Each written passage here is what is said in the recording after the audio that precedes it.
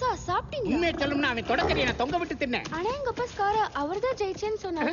அப்படி சொன்னானா? ஆனா ஒண்ணு, உங்க அப்பா இருக்கானே ஒரு அண்ட புழுகன். அவன் ஒரு ஆகாச புழுகன் தெரியுமா? பயமா இருக்கு. அப்பா அம்மா கிட்ட போகணும். ஏய் பயப்படக்கூடாது. வேணும்னா மாமா ஒரு காணப்பாட்டு எடுத்து விடுறேன், கேக்குறியா?